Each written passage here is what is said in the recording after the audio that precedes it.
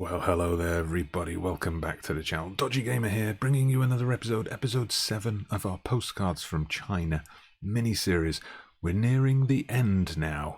It's the Asian Cup 2023. A lot's happened since the last episode, so let me catch you up.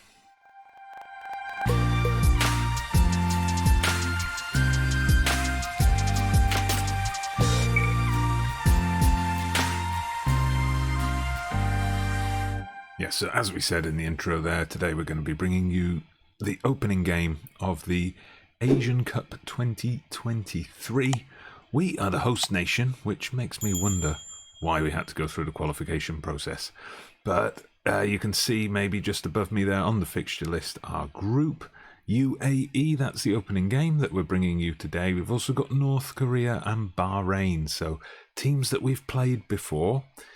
In UAE and Bahrain, teams that we've beaten before. In North Korea, a team that's beaten us before. So hopefully we're going to be able to get through the group. The Chinese FA want the second round as a minimum, but I've got a feeling that we could do a bit better than that. And to tell you why I feel that way, well, I'm going to bring you up to speed on what our youth teams have been getting up to. Now, as you can see here, 2022... last year was a very successful year for our under-23s. At the start of the year, they won the Asian Under-23 Cup. And then in the August-September, they went to the Asian Games. Interesting that those are both held in the same year as Under-23 tournaments, but there you go. And they won that as well. So fantastic year for the Under-23s. But it wasn't just the Under-23s who were performing well. The Under-19s as well. Now, one of my custom tournaments, the China ASEAN Youth Tournament, which we host every year in 2022, they won it, winning ahead of Scotland Under-19s, so a very nice result there. They then, at the end of the year, went to the Asian Under-19 Championships, got all the way to the final. Unfortunately there, they lost to Japan Under-19s, but that was enough to ensure that this year, 2023, the under-20s could go to the World Cup. And what a run they had, all the way to the semi-finals, where they finally fell to the England under-20 team. But a huge win. Look at that, 7-0 win over Northern Ireland, 3-0 over Ghana, 4-0 over Egypt. Great run from them. So there's some real promise in this Chinese team at the moment, with lots of youngsters coming through. Now, what's happened, we've had a bit of a shift in the makeup of the squad since that Bangabandhu Cup from 18 months ago. Some of those older players, some of those players who were Brazilian and had taken Chinese nationality, they've either retired or they've just reached an age where all their stats are in decline and they're no longer automatic picks for the team. But we've had quite a few youngsters come up in their place, and these are players who were part of those successful under-23 and under-19 teams. One, for example, is this guy, Q Jinbo, left back. Still has some developing to do, but at 19, he's now played 7 times for us. Love his mental stats, for considering his age especially. Light-hearted personality, doesn't quite match with those, but a promising one for the future.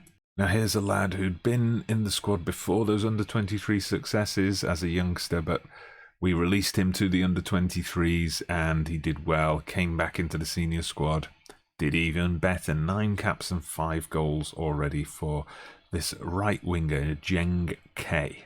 Then another youngster winger who's come in and done well, Tao Qianglong. 6 caps so far and 4 goals already. Just fantastic playing as an inside forward, cutting in, getting in the right positions to score.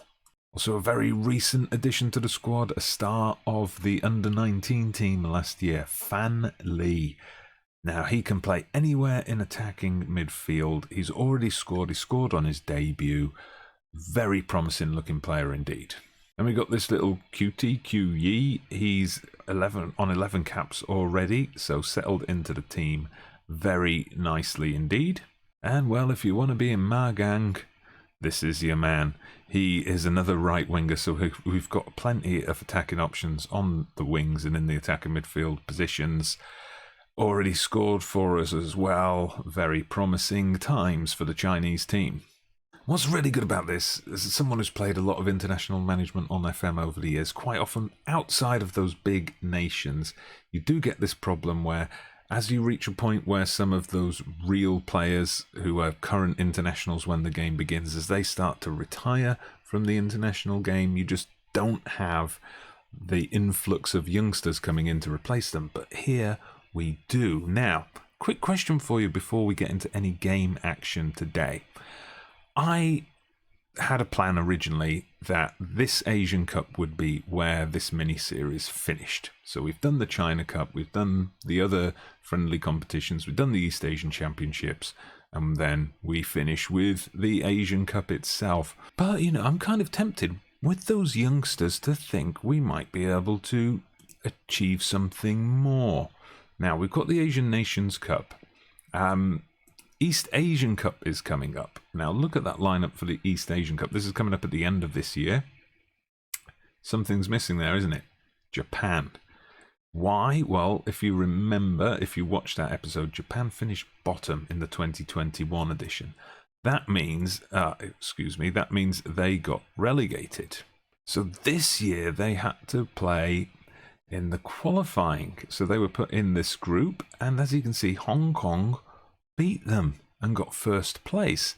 So Hong Kong very much beatable. We've beaten them before. North Korea, a team we should be beating and need to get revenge on. South Korea, then it would come down to that head-to-head game with South Korea. I think there's a chance we could win this later this year. And we've also had our first qualifying group drawn for the World Cup 2026. Now, if you look at this group, Afghanistan, Vietnam, Brunei, they should be no problem for us. So basically, this group's going to boil down to us and Uzbekistan.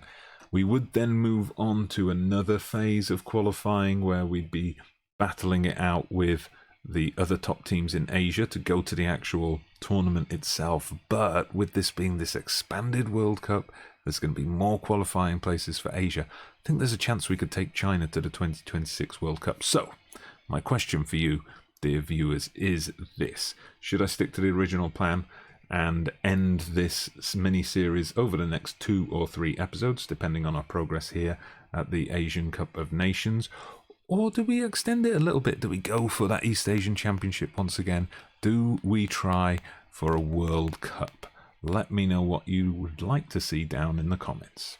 Anyway, just to catch you up on results, since we won the Bangabandhu Cup, we then had another edition of the China Cup. Now, this one was an interesting one, bit more of a balance. There were 4 teams involved in this tournament on a similar level. We were the weaker of the 4, but we had Bosnia, and then we had El Salvador, I'm sporting their shirt today, as you can see, and Ecuador as well. Now, fantastic game against Bosnia. We went behind to a Dzeko penalty, but then look at the goals going in. 2 goals in the last 10 minutes. So we went through to the final. The final was crazy. It was us against Ecuador. Now, we took the lead. They equalised. We were 2-1 up at half-time. They equalised. We went 3-2 up almost immediately. But then, Ecuador just ran away with it. Ener Valencia bagging 4 goals on the night. So we lost 5-3, a real goal fest. Shame we couldn't win the China Cup a second time, but hey-ho. We then played our final qualifier for this Asian Cup competition against Tajikistan. We also won that. Wu Lei, we'll talk about him a bit more in a minute, opening the scoring there. Like I say, though, I noticed we got through the Asian Cup qualifying. We won all 6 games, qualified with ease, and we're the hosts for this competition. So I don't quite understand why we needed to qualify. But okay, we'll just roll with it. One friendly of note towards the end of the year, we travelled to Europe and won. We went and played Slovenia and beat them in their own ground 3-2. So that was a result we were pretty happy with. Mainly friendlies until we came round to March 2023 and another edition of the China Cup. This time, Chile. Chile were our semi-final opponents. They were ranked about 30th in the world at the time. And yeah, they were the better team. They beat us 2-0. We kept it tight. We were just 1-0 down. They scored that second goal when we were chasing the equaliser, throwing everything forward. And then we got New Zealand in the third place playoff. Absolutely crazy game. They scored an early goal. It was 1-0 at half-time. Then look at how the goals went in. Within a minute of the second half restarting, we'd taken the lead. But in the 47th minute, they equalised. 50th minute we went behind. And 54th minute we equalised. We went behind again. We managed to make it 4-4 on the 79th minute. So a real crazy 34 minutes of football there. Then it went into extra time, and in extra time we managed to win it 5-4, following on from the 5-3 against Ecuador the previous year. Some crazy results. And since then we've had a good run of friendlies. We won all of them: Singapore, Jordan, Saudi Arabia, Vietnam, Lebanon. We had another 5-4, a crazy game against Jordan. Wu Li scoring there. Wu Li I'm mentioning because Wu Li is a big player in Europe. He's now moved from Espanyol to Lille. But he retired. I think it was after the China Cup in 2022. He retired from the international game. He refused to come back, but then once we got closer to the Asian Cup, he agreed to return. So now that he's back in the squad, I think that combined with the youngsters coming through gives us a much better squad.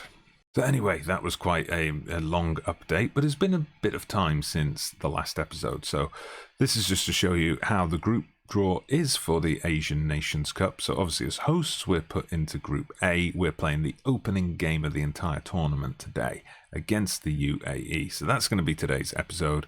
And then the next episode, Bahrain and North Korea. And then I hope we'll be in the knockout round. So there'll be a little bit more to go after that. If we look at some of the other groups, see Australia and Japan in the same group together. We've got here Saudi Arabia and South Korea in the same group together. So there's some big hitters in groups together. Now, 24-team tournament, which means 6 groups of 4, top 2 going through, plus 4 third-place teams. So, there's a decent chance that just one win is going to be enough for us to qualify for the next round.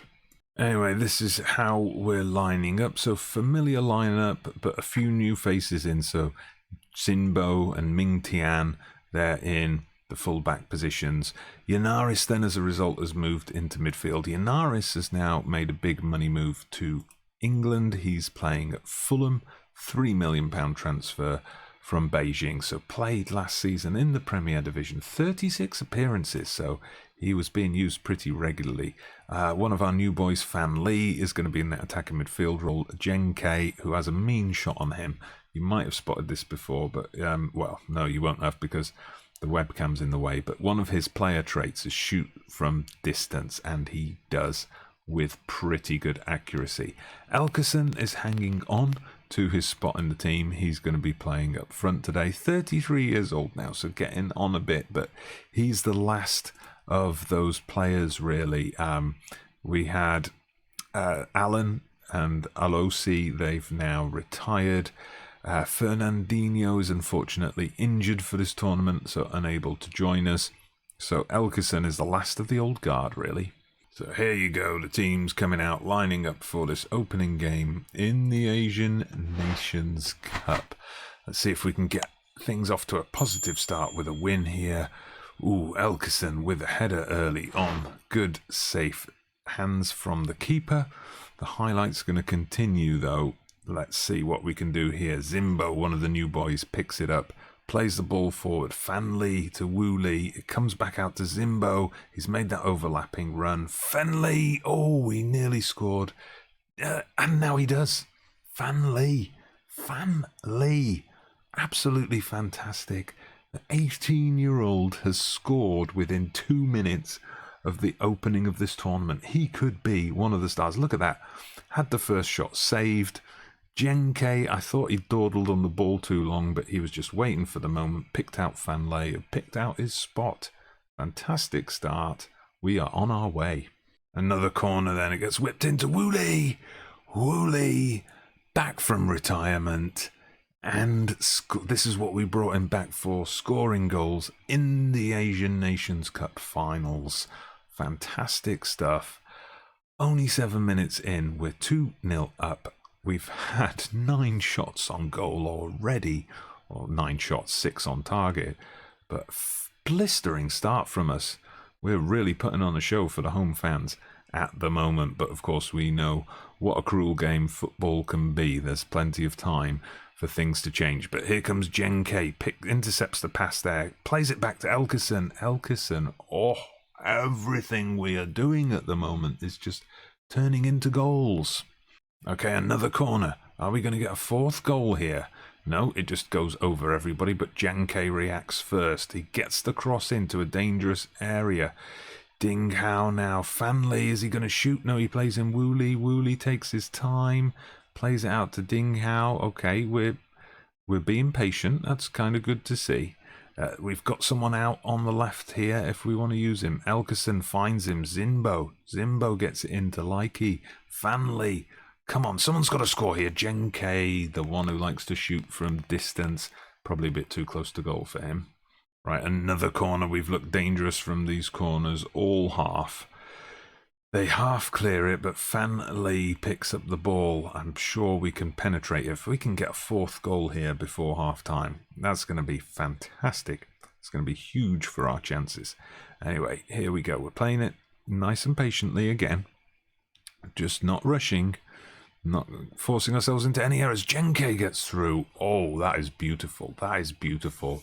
A graduate from the under-19 team linking up with a graduate of the under-23 team to score a goal. Fantastic play. Playing it nice and patiently through the centre. Fanley just found the space. Threaded that ball through. Jenke with the finish. Beautiful. Okay, another chance here for UAE. We're approaching stoppage time in this first half. They'll be looking to get a goal back. I mean, even if they do, I think overturning a 4-goal deficit is going to be unlikely. Although, you know, I don't want to speak too soon because I've spoken too soon too many times in this cycle of FM21. Anyway, we deal with the danger there. I think there was an offside, but the referee maybe let us play on. Jenke beats everyone. He tries to get the cross in. He goes for the shot. Oh, beautiful. Look at that. Wow. What a fantastic recovery there. His cross was blocked, sorry. And then he just thought, you know what? If you're going to block my cross, I'll have a shot. Picked out his spot beautifully. Off his left foot as well. Really well taken. How about that? UAE have barely had a sniff. We have been imperious in this half. So that's exactly what we're going to tell them. We'll tell them that we're very pleased with your performance. I won't go with the don't get complacent because, like I say, even if UAE do come back into this, I might see them grabbing a couple of goals, but I don't see them grabbing 5 or 6. Anyway, stranger things have happened in the world of football. Of course, Woolley, oh, look at that, 6-0. Barely a minute and 20 seconds on the clock in this second half, and we've already added another one. This is beautiful stuff. Beautiful stuff. Deep cross from Ming Tian. Woolley with the header. Not so sure about the goalkeeper there, but, you know, that's not our problem. Corner for us again. Half cleared only, and Fanley Jenke gets his hat-trick. Oh, what a day indeed. What a day. 7-0. I would not have expected a scoreline like this. I thought it was going to be a tight game. I thought this was the danger game in the group, along with North Korea, the one we could potentially lose. But we are just running away with this at the moment. Right, well, Jenke, hat-trick hero, he's on a perfect 10 rating, so I'm going to take him off. Bring on one of our other young stars, Tao Kingalong. And we're going to bring on Magang as well up front. Okay, throw in for us here in an advanced position. Could we make it 8? Could this be like Macau all over again? Almost Magang with the goal, but it's disallowed for offside. Final substitution made. We've taken Fan Lee off. He was looking tired. We need him fresh for future games. Anyway, it's UAE looking to get some kind of consolation goal. Not that it really matters for them now. They might as well just give up. They're only going to, they're hardly going to, relieve their embarrassment if they score here. They have scored. Fair enough. Right, just over a minute of normal time left now. We're just slowing the pace down a bit, but we are on the attack. Wu Lei again with the ball, takes his time this time. Zimbo with the overlap. Zimbo back to Wu Lei. Come on, let's get a shot in. Let's get an 8th goal in. Ooh, that was a pile driver of a shot though from Yanaris. Hit the bar, I think. UAE lucky to get away with that one. And we finish 7-1. Wow, what a game of football. I've never seen anything like it at a major continental final. Well, apart from Germany-Brazil.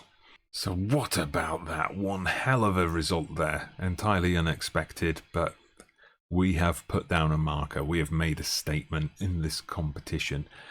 Do let me know down in the comments. What do you think about continuing this series a little bit beyond this particular tournament? Like I say, we've got a chance with that East Asian Championship, and we could get onto the 2026 World Cup, so we could add a couple more episodes on. Do let me know if that's something you'd be interested in, or if not, where would you like the Postcards series to go next? But for now, thank you very much for watching. I hope you enjoyed the video. Please hit the like button if you did. Subscribe to the channel if you haven't done so already. Get the bell on for notifications so you don't miss any international management adventures. I'll see you next time for North Korea.